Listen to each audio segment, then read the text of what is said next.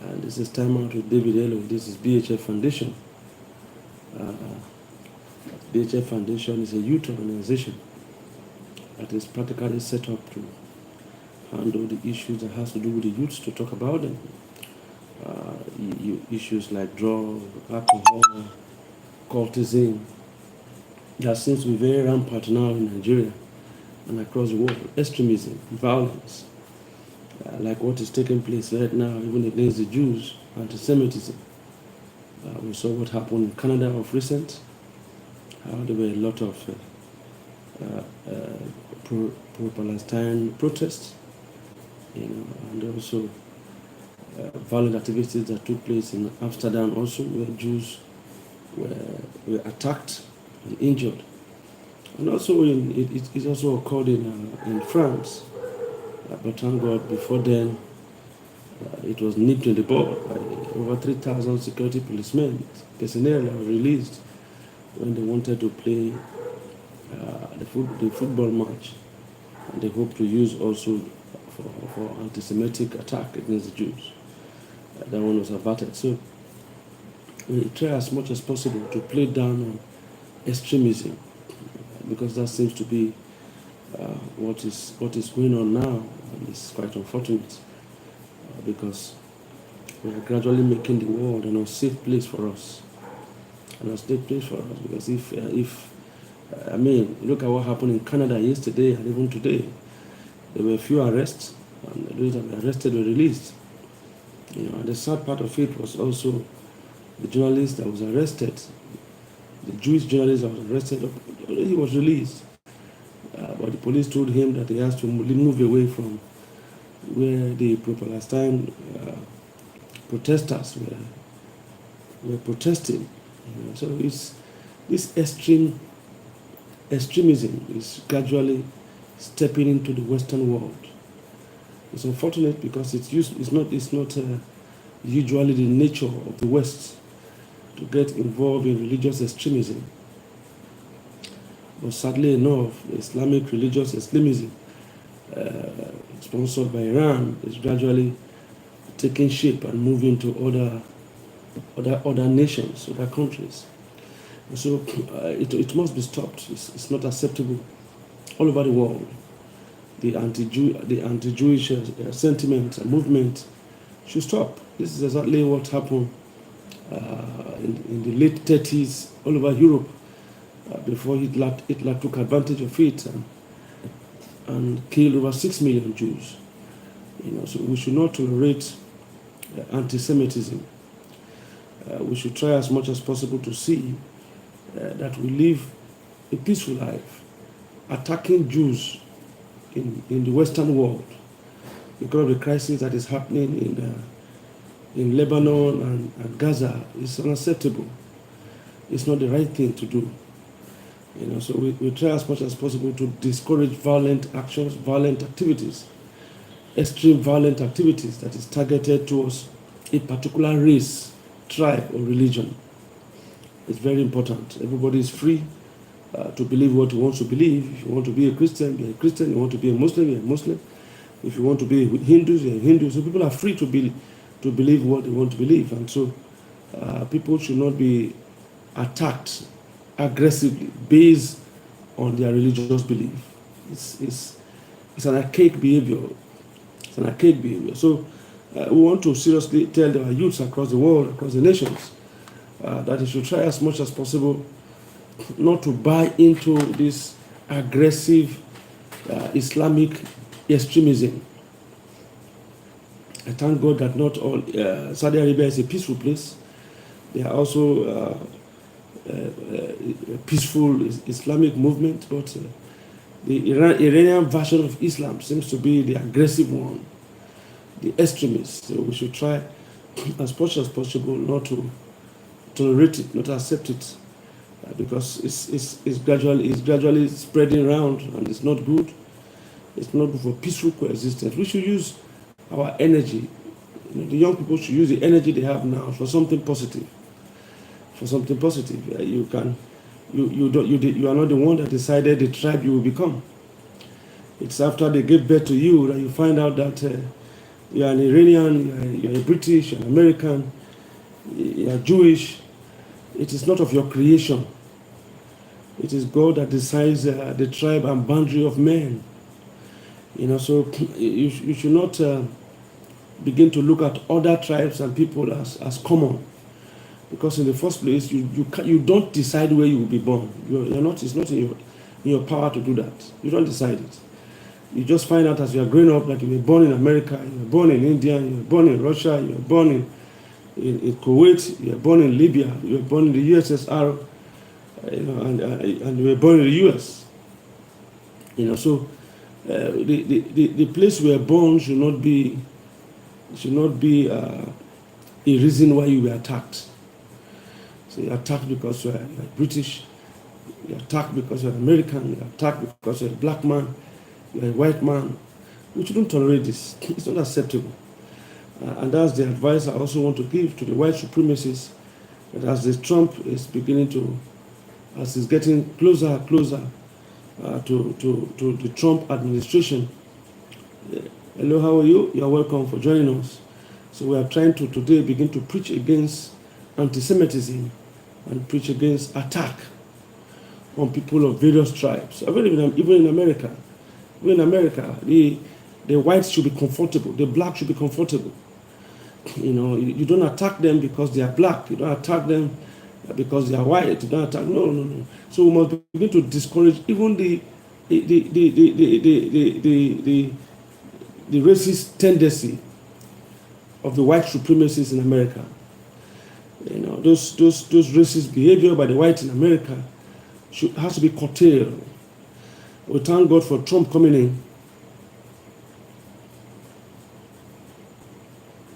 I have to. Okay, thank you. Bye. Thank you for your message. I really appreciate you joining us. Thank you very, very much for joining us today. So we are trying to discourage anti-Semitism. We are trying to discourage not only anti-Semitism but racism. We want the youths in the world not to get involved in racism. It's not good. It's not. We should try to cohabit. If I decide on my own now that I want to relocate to UK, or I want to relocate to India, and I have the visa, I have the permit, I should be able to live there as a human being. I should not be attacked based on my color. I should not be attacked based on my tribe, based on where I came from. No, you don't judge me by my color. You don't. You judge me by my character. By my character, not by my color. So we should do everything possible to fight against racism. Racism has destroyed the world, and so it should not be tolerated now. I will look briefly on what happened yesterday, and I hope, please, before I go any further, please, I want to subscribe to BHF, subscribe to this YouTube. We have about 500 movies on this YouTube. We want you to watch them, and also subscribe, share, and also press the notification button, so anytime we come on air, you will be able to be with us also. I want to say something again, apart from this anti-Semitism and racism that we are kicking against, that should not be tolerated, especially in the US. Again, racism should not be tolerated in the US. It is time that the white folks must understand that there is no difference between the white and the black. We are all creations of God. There's no difference between the white man and the black man. We did not decide on my own. I did not decide to be a black man. I did not decide to be a white man. I was born that way. And born that way. And the fact that you're a white man does not mean that you are better than me because I'm a black man. No, we shouldn't do that. We shouldn't do that. I should be judged based on the content of my character. It's very wrong and it's not acceptable for you to see a man, see a guy, or you see a lady in the US or in Germany or in the UK, and you just decide that because she is black, because he is white, then you are far better than the person. That is wrong. That is wrong. There's no law that says the white man is better than the black man. There's no law that says so. So we must try as much as possible to see that people are not punished and dealt with because of their color. Because of their color. I'm saying this because of the move by which Trump has promised that when he comes in, there's going to be a mass deportation. Mass deportation. People should not be deported because they are not Americans. That's not right.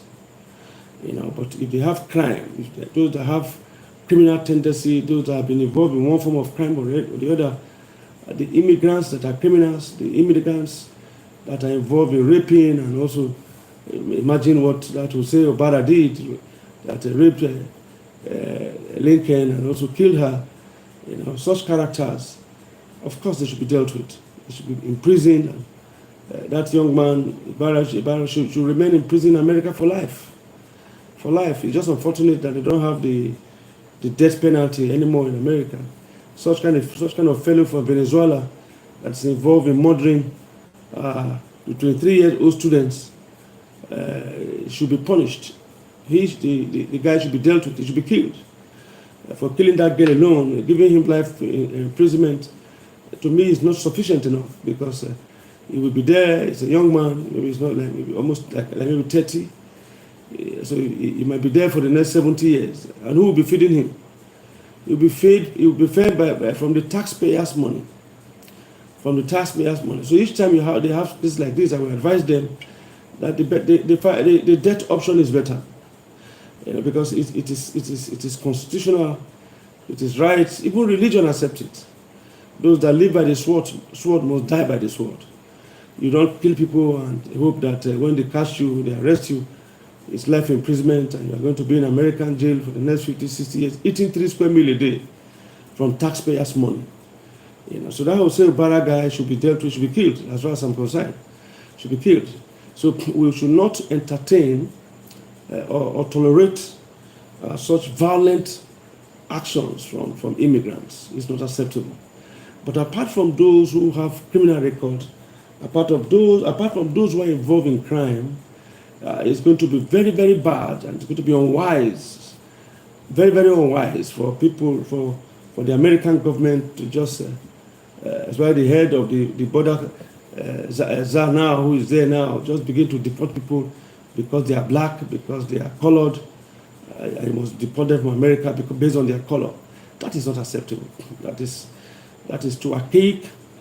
That is too cheapish. That is quite shameful. And we don't expect that from a developed country, an inclusive country like America. You must also remember that the American state is built by immigrants. Even as it is now, 70% of Americans are generally immigrants. The true Americans are the West Indians, the Red Indians. These are the real Americans that have been there from the beginning.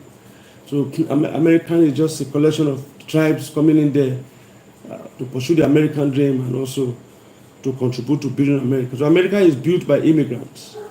And so Donald Trump cannot just come in and say he wants to begin to mass deportation, just to begin to deport people like that. It is not acceptable. It is very rural and very archaic thought. And I believe so much that Donald Trump will not do that.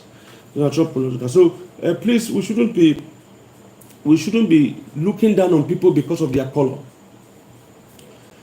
I mean, many years after the civil rights movement, about 60 years after Martin Luther King Jr. led the civil rights movement, we shouldn't be talking about such things again. 60 years is a long time for racism to be killed completely. So racism must be killed completely. It's not acceptable, it's wrong, it's something that is sad, it's ungodly. And so racism should not be tolerated in America. Should not be tolerated in America. People should be judged. People should not be judged by the content. People should not be judged by their skin. They shouldn't be judged by their skin. They should be judged by the content of their character. The content of their character. So those who are involved in criminal activities, those immigrants who are involved in criminal activities should be deported. And those who have cases in court that are very intense, that may be murder, rape of Americans, those immigrants who are in court presently over cases of rape and murder of immigrants, of Americans, definitely they should serve time, should be arrested serve time, and return back to their country. So that they will not just be in America, in the American jail, and eating American food, food provided by the taxpayers. So I'm saying this, that anywhere you are in South Africa, they have that issue right some time ago. I remember in South Africa, when South Africans were against visitors, attacking visitors. It was terrible. The businesses owned by non-indigens were attacked. So we shouldn't join such. We shouldn't be part of such things in 2024. It's very shameful. We shouldn't be part of such archaic things. So in Britain, in America, in Nigeria, we should learn to be accommodative. Learn to be accommodative. Except those who, like I said, except those who are involved in crime. Of course, those who are involved in crime must be punished. If you commit crime, you must serve the time. But anywhere you go as an immigrant, try and obey the law of the land. Try and live a peaceful life. Try and contribute meaningfully to the society where you find yourself. If you're an African and you find yourself in Britain, you must try and obey the law of the land. And these are the areas, again, where some of these extremists, religious extremists, especially religious Islamic extremists, they seem to find it difficult to adjust to the law of the land where they have migrated to. Now, if you don't want to obey the law of the land in Britain, and you are migrating from Sudan or Saudi Arabia, for example, or you are migrating from Iran, why do you go to Britain? Why do you go to America? And you insist that you want to continue to live that your religious or Islamic life right there in America or in Britain. It's not acceptable. It's not acceptable. There are also fellow Islamic countries where you can live that kind of life. Why go to Britain? Why go to America? Why go to Germany? You can equally go to Saudi Arabia. You can go to Iraq. You can go to Jordan. You can go to Kuwait. You can go to there are a lot of. You can go to Morocco, Tunisia, Egypt. These are Islamic countries. Somalia. These are Islamic countries where they practice Islamic law. So you can't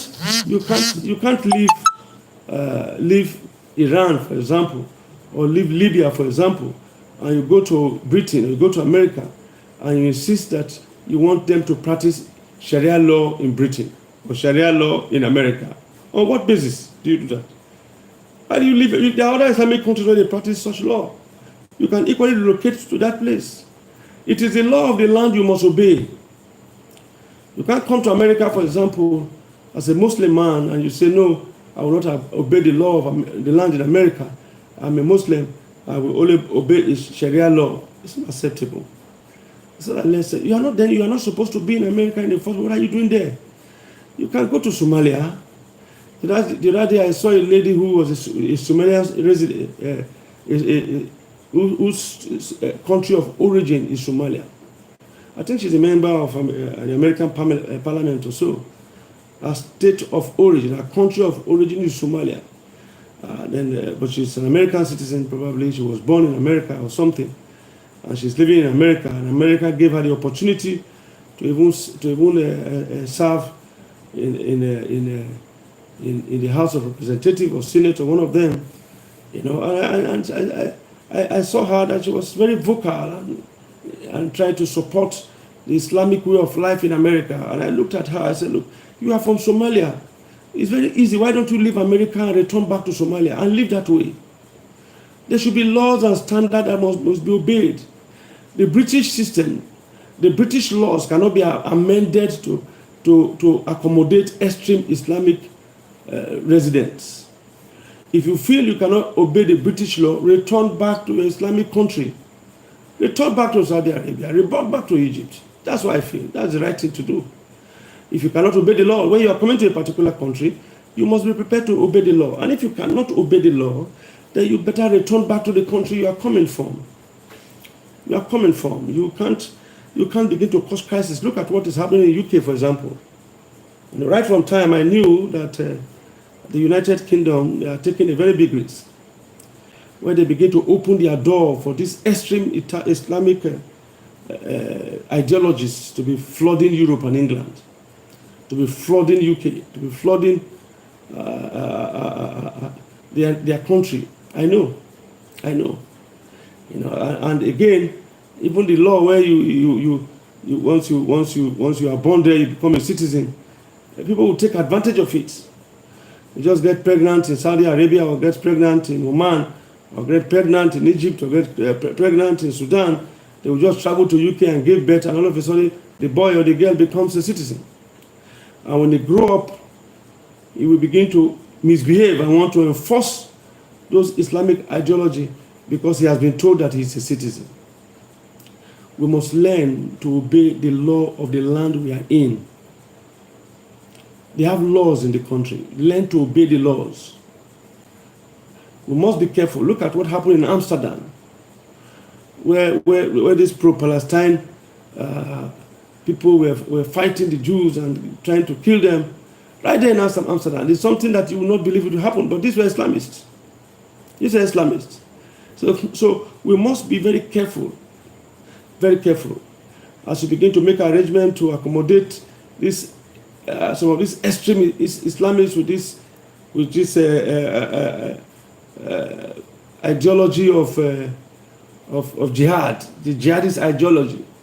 Be careful how you accommodate them in your country, because at the end of the day, you find out that it becomes a time bomb. They will not adjust to your law. They want to insist on their law. So it's very important. So we are saying all these things because we want peace everywhere. And that's why I'm advising my friends, Islamists, if you want to live as an extreme Islamist and you want to obey the Islamic law, then don't leave your country to the West. The West, they have their standard. You don't expect the West to change just because you are not Islamist. So they must do what you want. I saw it happen in England, and I said, this is unfortunate. England used to be a peaceful place, very, very peaceful place. England used to be a peaceful country, but look at what London has turned to. Look at what London has turned to, and part of the mistake they even made was even when they begin to make an Islamist the mayor of London. Then I know that definitely they will have issues, and these are the issues that is taking place now all over UK. It's supposed to be a peaceful place, but right now it's becoming a violent place. Because there's always this jihadist tendency, this violent tendency. It's amazing. They don't adjust to your laws. They want to live their own laws. So please, you must learn, as I said, you must learn to obey the law of the country you find yourself. It's very, very important. Now, I want to talk briefly on what happened yesterday in the U.S. I want to wish Bishop T.D. Jakes a quick recovery. A very, very quick recovery, and I believe that the medical team are doing a great job. And with the news we are receiving, he has been able to, is now gaining himself, is responding to treatment, and is doing very well. I mean, he was preaching and having a prayer session where he had a medical challenge, and thank God that he was taken care of. Now, a lot of issues have come up. That's what I want to address today. A lot of issues have come up. People have said all kinds of things regarding what the issue. Please, and people saying some of these things, trying to make fun of it. And I say because he's a bishop, he was sick. I mean, when he immediately had a medical challenge, they rushed him. I saw a podcast where somebody was saying, can you imagine? The bishop was sick. He was preaching. He was praying to God and sick. When he had a medical challenge, and instead of them to call more prayer warriors to pray, they rushed him to the hospital. And so as far as he's concerned, why did they rush him to the hospital and the rest? You see, let me say this. Please, let me say this. That is very clear. The Bible is not against hospital. Never. God himself is not against hospital. It's not. It's not. It's not against, neither is he against herbal medicine. He said the herbs are for the healing of the nation. I remember I said something some time ago in this broadcast where how I was sick. I went for a program in the University of Lagos where I was addressing youths. The place was filled with thousands of youths who were using the auditorium. It was the University of Lagos program. It was an anti-court program. And I was the guest speaker then. And about 540 of them gave their life to Christ. and I went there with a lot of books and material which we gave free.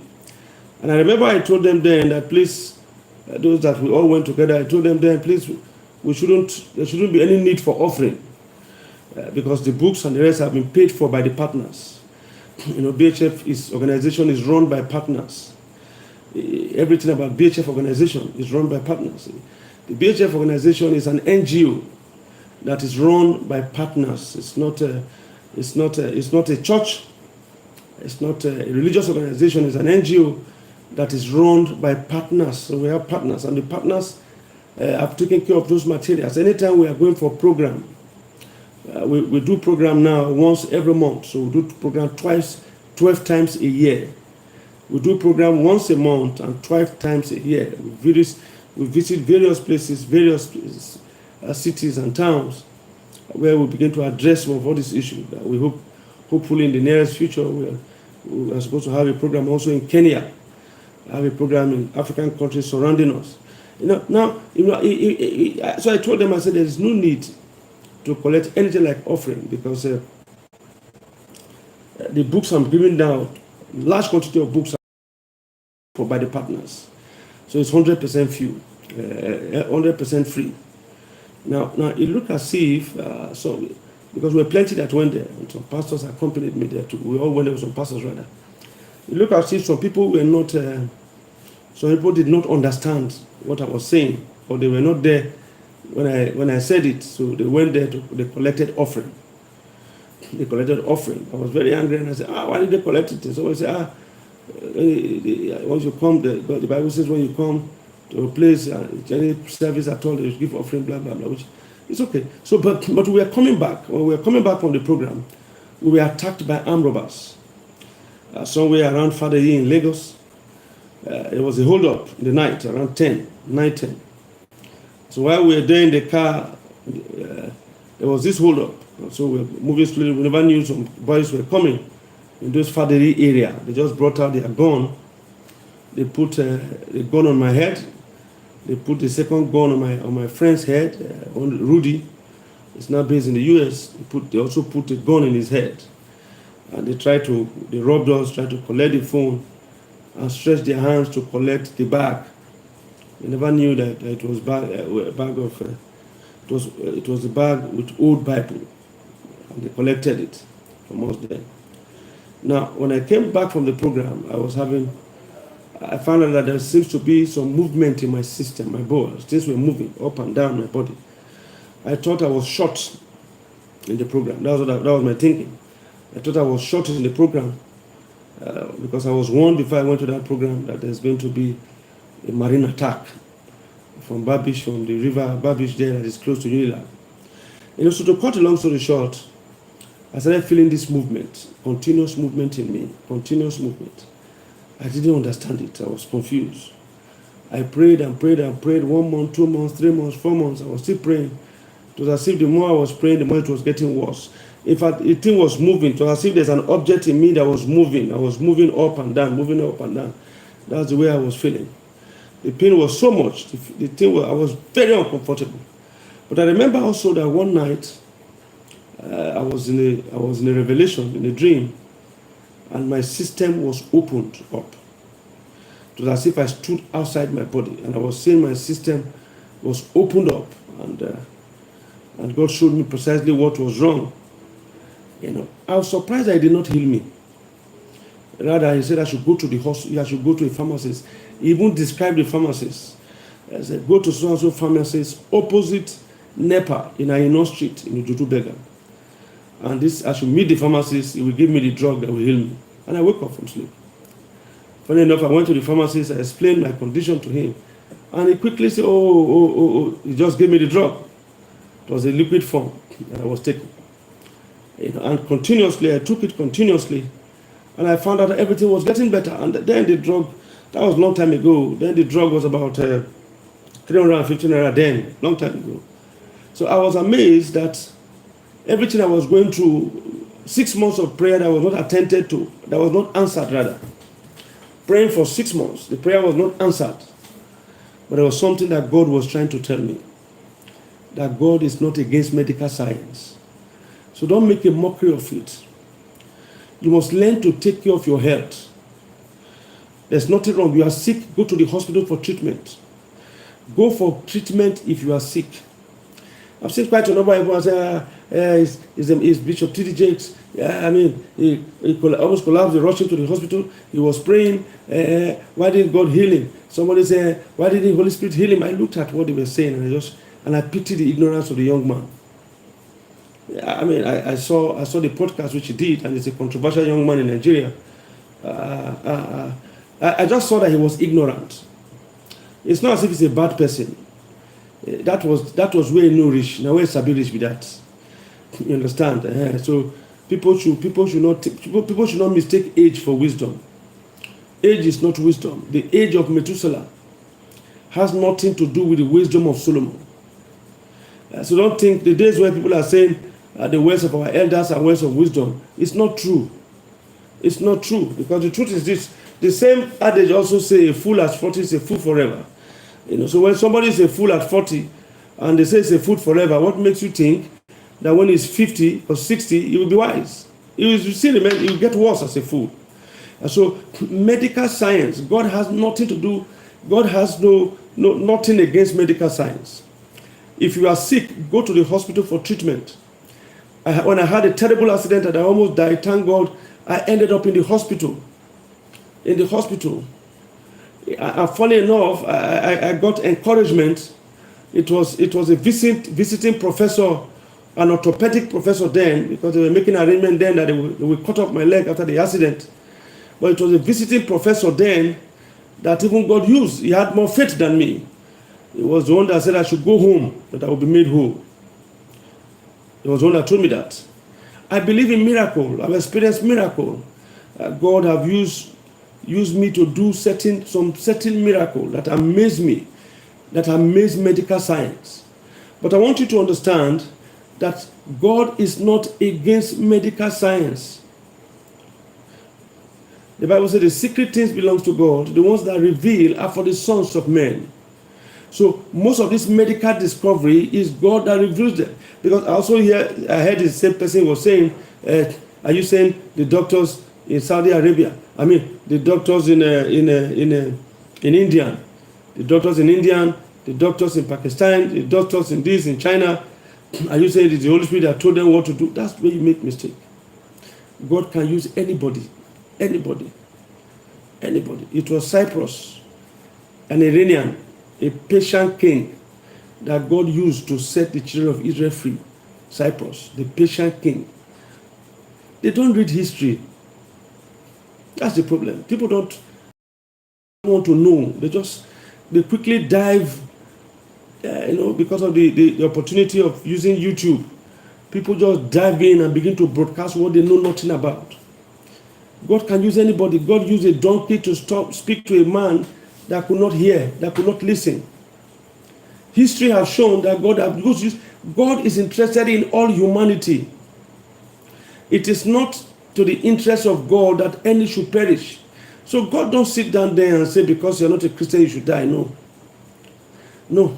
So we have a lot of doctors. They don't need to be Christians. Some doctors are atheists and they are doing very, very well.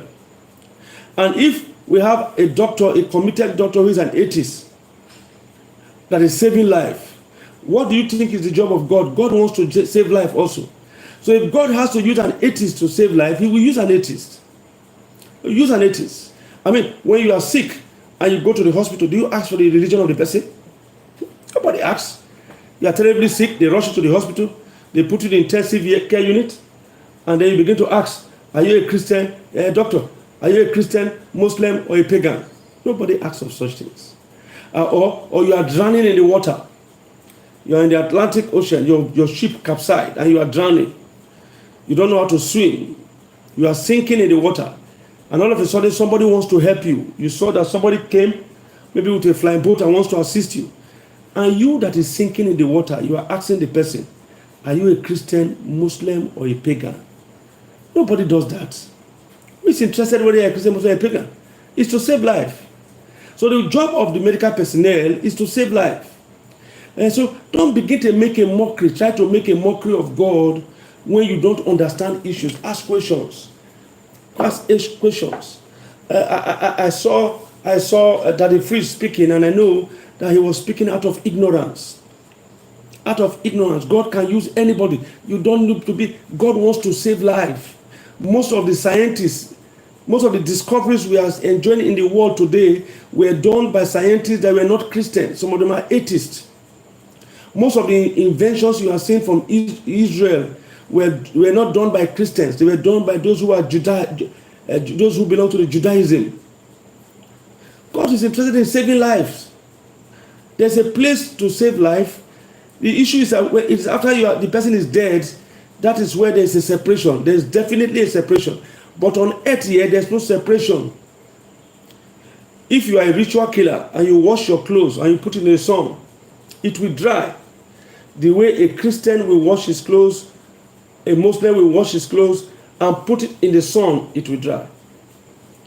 If you drive carelessly, you refuse to check your brake, you already know that this is, they warn you again and again. Your mechanic have told you this your brake is not good, go and fix your brake, and you refuse to fix your brake, and you have terrible accident, you will die. You will die. It's as simple as that. It's as simple as that. So God used anybody he wants to use, whether you are a Hindu, he used any human that is available. Because the sum total, what the medical personnel are doing is to save lives. And God needs you to be alive so he can give your life to Christ. You have no use to God when you are dead, when you die as a sinner. You have no use. Any sinner that dies is of no use to God. He said he doesn't take delight in the death of a sinner. And so if he has to use an atheist, he will use an atheist. And so if you are sick in your body, you must do everything possible. You go to the hospital, do tests.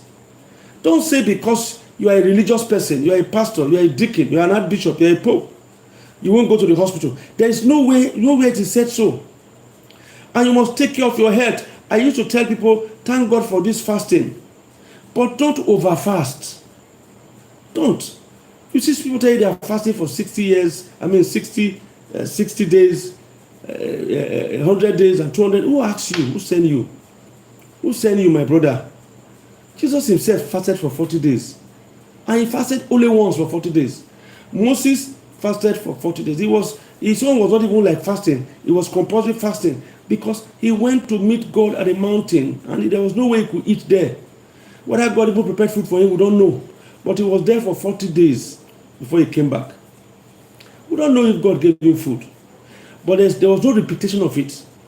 You must make sure you take perfect care of your health. If you have to get to the hospital for checkup, go to the hospital. Go to the hospital. You must have sufficient time to sleep.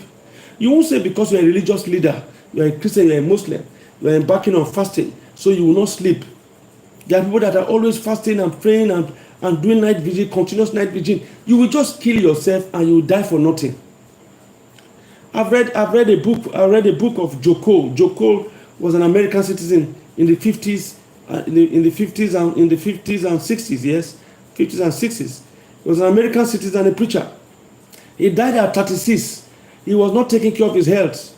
He was wonderfully used by God, but he died a premature death. Why? He was not taking good care of his health.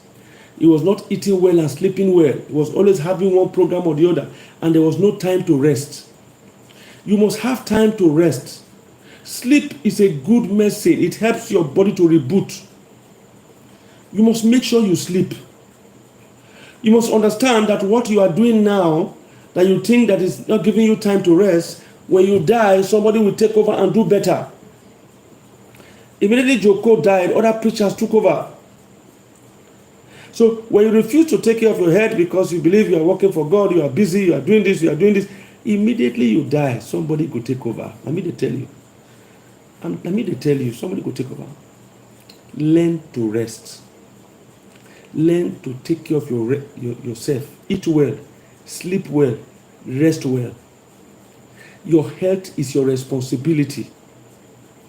If you don't take good care of your health, the spirit will leave your body. It has nothing to do with God. So when people begin to make statements, and he's a man of God, he was preaching, and at the end of the day, he was even praying to God when he collapsed. That's it. If he doesn't take care of his health, I know somebody that died on his knees praying. He was praying when he died. You have to take care of your health. It's not, don't make it look as if, why? Why must you do that? Your health is your responsibility. It's not the responsibility of God. Do exercises regularly. And one of the best forms of exercise is walking. Learn to walk. I walk a lot. I have cars, but I walk. Most times I don't even use my car to the office. I take transport to the office. Because I need to walk. The best form of health exercise is walking. Learn to use your leg to walk. It helps you. There are people from one car to AC in the car. If it's even possible for them to drive the car, they will drive the car straight to the bedroom. They don't have time to do exercise. They don't have time to sleep. They don't have time to take care of their health. They are working 24 hours. When you die, the work will continue. Somebody better will take over when you die. When you die, you as a woman in the house, you are working 24 hours. You are doing this, preparing food, preparing that. Woman, take good care of your health. Because the family you are trying to do this for, when you die, the man marries another wife immediately. You are the one that will lose. And you as a man, you don't have time to take care of your health. You need to provide for your family. You don't sleep. You don't do this. They are, especially in Lagos. Lagos is a funny place. There are people that come from work 12:31. That's the truth. 12:31, that's when they come back from work, a.m. And they leave again to work around 4:35. I begin to wonder, do people sleep in this Lagos? They leave for work 4 o'clock. Meanwhile, they come back 12:01 the previous day. They don't have time to rest. When you die, your employer will employ somebody else. Somebody will take over your job. And the person will even do it better. The person will even do what? Will do the job better. So your health is your responsibility. I thank God that TDJ is recovering. It has nothing to do with God. There are 2 dimensions of it that I will talk about. Your health is our responsibility. As we are getting older, we begin to manage our diet. We begin to do exercise. Exercise is very important. We should eat everything at a moderate level, but do regular exercise. Regular exercise. Because every food has its own vitamins that it contributes to the body. We need carbohydrates. There's no doubt about that. But too much carbohydrate is a problem. We need protein. There's no doubt about that. But too much of everything is bad. So you won't say, well, I won't take carbohydrates because you are scared of diabetes and the rest. It will affect you badly. It will affect you. Too much of everything is bad. Take a little of everything, but do a lot of exercise. Do a lot of exercise.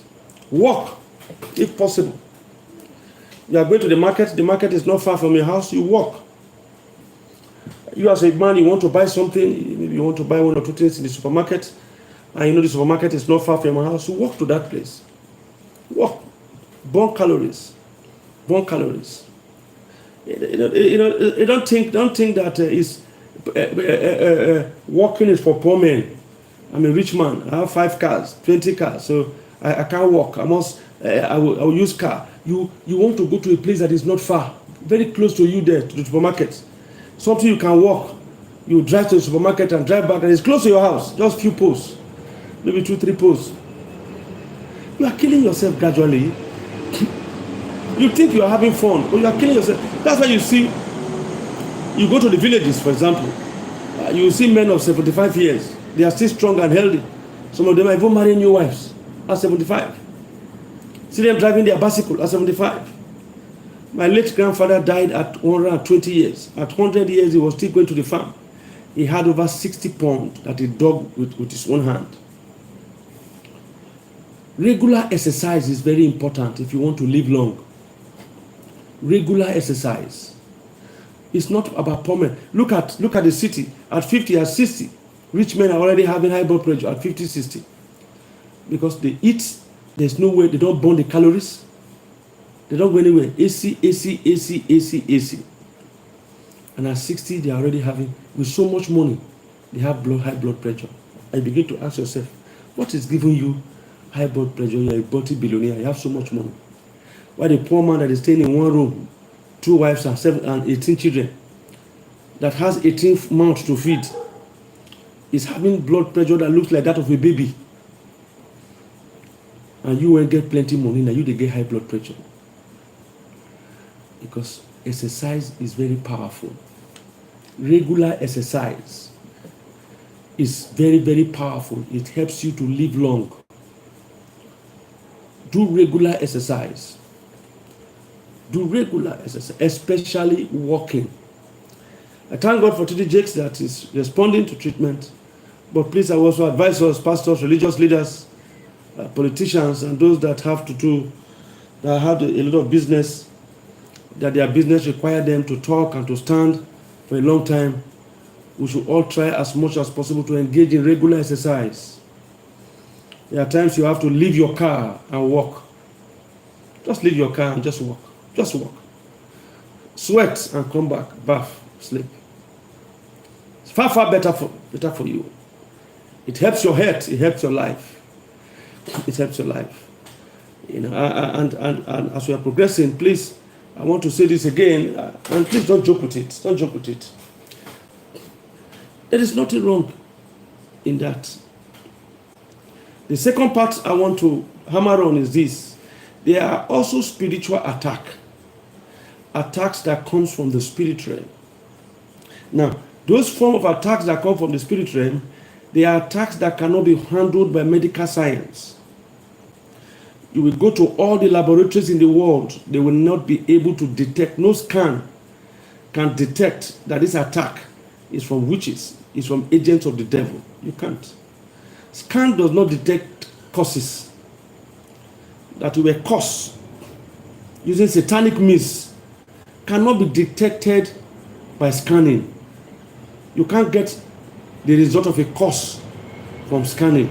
You can't. You can't. That's why prayer is also necessary. Necessary. There are sicknesses that has to do with natural cause. Go to the doctor, he can help. The sicknesses that has to do with natural cause. Maybe the kind of food we eat, excess food, or we don't do exercise regularly, or we don't take care of our body health. Now, those kind of treatment can be taken care of easily by doctors. Easily by doctors. And 80% of the sickness of human beings are natural sickness that can be taken care of by doctors. But there are some attack that you cannot, it's not a doctor issue. Somebody that is oppressed by witches, attack, his body is inflicted by evil forces. Do you think Panadol or malaria medicine can treat it? How will you treat it? It can't, it doesn't respond to scan. That is the area where prayer is involved. Like I said, I believe in prayer, I believe in miracles, I believe in it. I believe in it. And I also believe in medical science. So a wise man will do the combination of the truth. While you are being treated in the hospital, you are praying along. So that in case you don't respond to treatment, you will respond to medical science. It is not a sin. Medical science is not a sin. Even Jesus himself is called doctor. He's they call him the great physician. He is the great physician. There's no way in the Bible where Jesus was against or is against medicine. No, the Bible is not against medicine. There's even a place in Isaiah where God himself told the prophet the herb is to use. Because the herb is for the healing of the nation. And that is the area where the white men came to deceive us Africans and manipulate us. And make us have the impression that once you're a herbal doctor, you are a devil. You are a devil. They make it look as if it's only English medicine that is good. The herbal medicine is not good. And so we did not develop our herbal medicine. My late grandfather has different medicine in his bottle. He put them in his bottle. The only difference there is that most of the drinks he put alcohol on it, probably to preserve the quality and the quality of the herb and the content in the herb.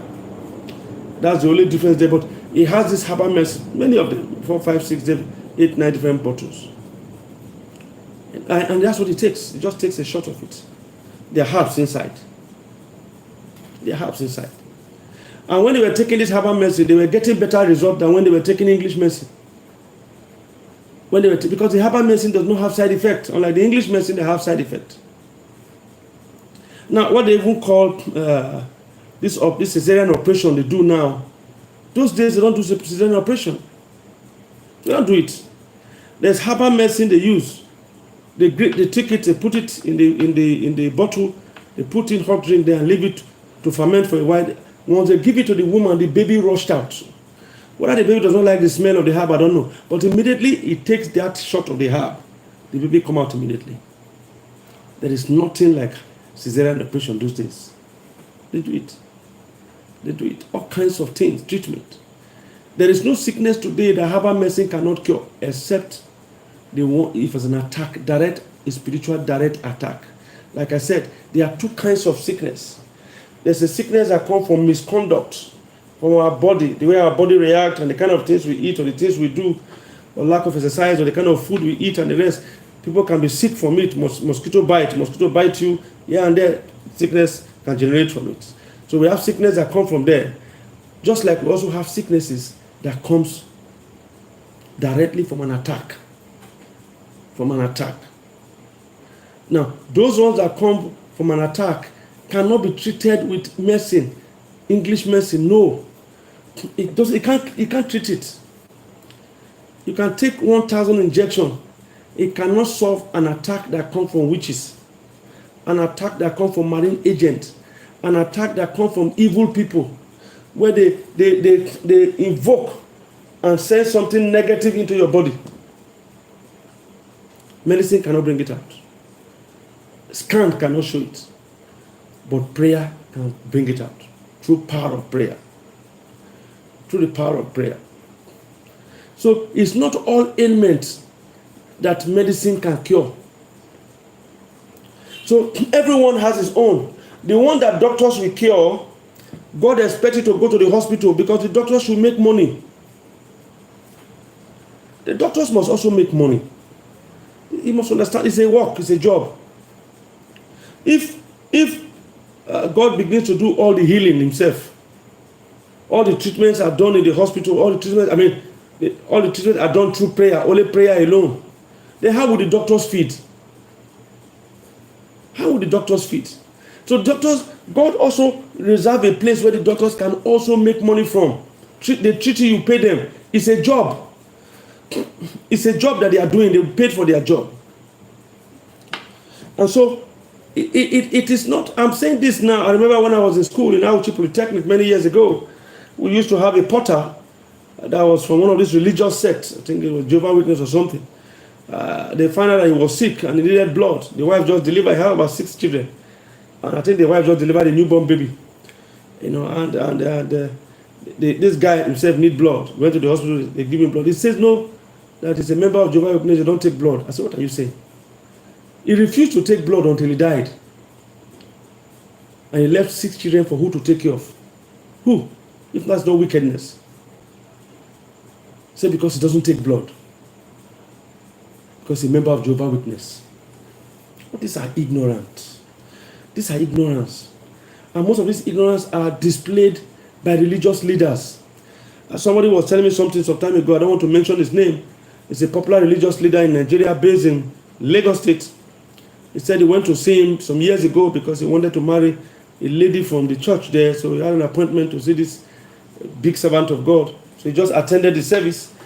And immediately after service, he walked straight to the General Overseer's office. And as he walked in, they allowed him to walk in because already they know he was coming, they know he has an appointment. So the protocol allowed him to go in. But the protocol was not, they were not wise enough to tell him to wait first, that the pastor was with what was the doctor checking his high blood pressure and giving him drugs that he would take. But he said what surprised him more was that the pastor preached that very day on divine healing.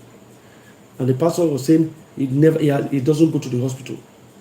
He doesn't go to the clinic. He doesn't use medicine. He doesn't go to the hospital. And he burst into this pastor's office. They were testing his blood pressure and they were giving him the drug he would take 2 times a morning, 2 in the evening, 2 in the... Why this story? You just stand on the altar and begin to preach things to confuse people, to lead them astray. There are many people who say they travel abroad, they take drugs. They are treated by competent doctors. It's not a sin in the first place. I remember Smith Wigglesworth was saying some time ago, by the time he got to 50 and when he was about getting to 60, he found out that he was not seeing very well again. He needed a glass, but he refused because he was ashamed. He said, how would they say a man of faith is using eyeglass? So, but he got to a stage where common sense had to prevail. He told himself, I'm going to pray. I'll pray for 1 week for God to heal my eyes. And in 1 week, if my eyes are not healed, I know he wants me to buy glass. And after 1 week, he went to buy eyeglass. He started using eyeglass. This is common sense. This is common sense. So everything that the medical doctor has to provide, use it to help your health. It is not a sin. Everything that science has to provide, use it to help your health. It is not a sin. Use it. The one that church could do, God will do. Pray. The one that doctor cannot do, then God will do it. But the one that doctors and nurses can do, He will allow them to do it because they need to survive. They need to eat. God says He will bless the works of their hands. And the medical personnel, all medical personnel, they are working for God indirectly. They might not be Christians, but they are partnering with God to save life. There is nothing that God likes more than to see that people's lives are saved. And so when you begin to see a medical personnel, know that they are in partnership with God to save life. And so please, I will say this again as I begin to round up. I said, please go to BHF Movies on YouTube, BHF Movie on YouTube and subscribe. Please subscribe. We want to get to 1,000 subscribers and we are depending on you to subscribe. Also press the notification button and also share, like and subscribe. But like I said, your health is a responsibility. Go to the hospital. Prayer does not mean you shouldn't go to the hospital when you are sick. Prayer does not mean that when you are sick, you should not go to the hospital. I thank God for divine healing, but I also thank God for medical science. If you are praying and you are not getting better, go to the hospital immediately. If you find out that you are sick and you are praying and the sickness is not getting better, you are getting worse, run to the hospital with speed. You are not a sinner. It is foolishness for you to stay at home and refuse to go to the hospital because you say, I am praying. Then you don't know the Bible. You are taking a very big risk. And if you die for nothing. You die for nothing. It is not the devil that kills you, it is ignorance. The person dies because of ignorance. Always step up. Go to medical science. They will help you. Pray and go to medical science. Your health will be restored. And try, as I said, as I begin to round up, try and do a lot of physical exercises. Walking preferably. And monitor what you eat. Take a lot of vegetable. Drink a lot of water. And rest. Rest is one of the most powerful medicine on earth. And the funny part of it is that it is free. It is free. You don't need to pay for it. God intentionally made rest free. Or rather, God intentionally made rest the most important and vital drug. There is no drug that is as powerful as rest. There is no drug that is more powerful than rest. Most sicknesses can be cured through rest. Taking time out to rest. Taking time out to rest. After a busy day, rest. Sleep. The night is made for sleeping. In Nigeria, 2 o'clock, 3 o'clock, people are on their social media 24 hours. No time to sleep. You are trying to break down your health. And when your health breaks down, it's not the devil. You are the one that breaks down your health. We thank God for TD Jakes. We wish him a speedy recovery. The Lord bless you. Take good care of yourself as you take good care of your health.